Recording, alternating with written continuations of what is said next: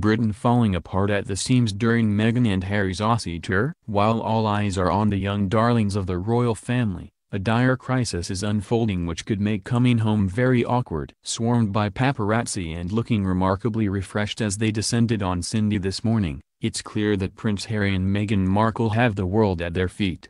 A lavish, Cinderella-esque wedding in May triggered worldwide adoration of the glitzy couple, who are now being touted as the fresh faces of what many believe is an expensive and obscene anachronism, the British royal family.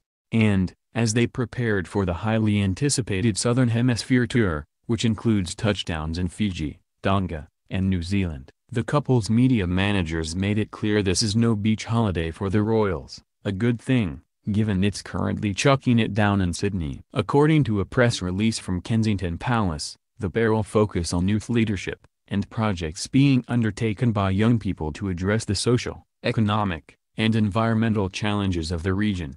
However, cynics might point out that if the pair really wanted to address social and economic challenges, undertaken by young people or not, they might want to look a little closer to home, a lot closer in fact.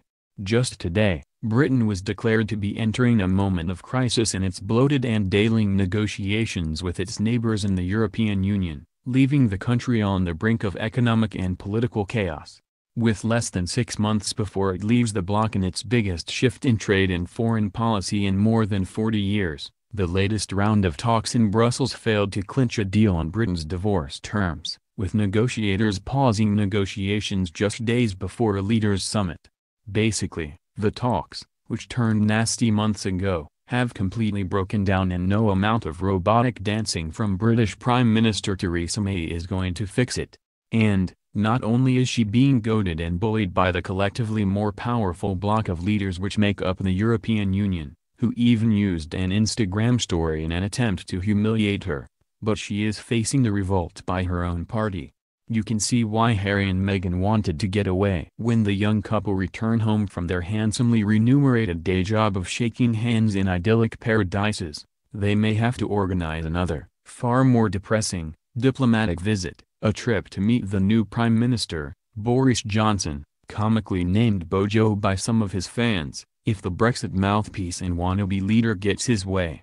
Today, he has laid down the gauntlet with a savage opinion piece in the UK's influential right-wing newspaper The Telegraph, saying Britain is now in a moment of crisis and Dems may need to toughen up.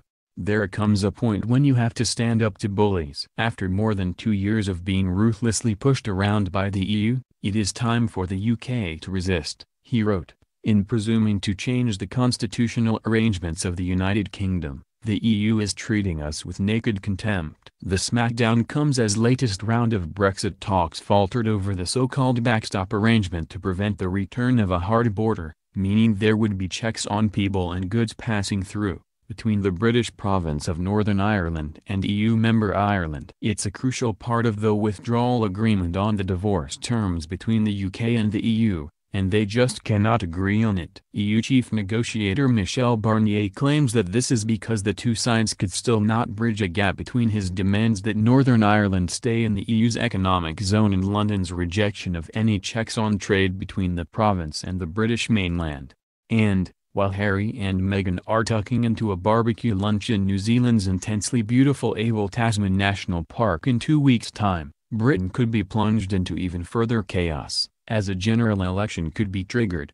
That's because, on October 29, Northern Ireland's Democratic Unionist Party, DUP, which keeps May's minority administration in power, has threatened to vote down the government's budget if it does not get a deal on Brexit to its liking.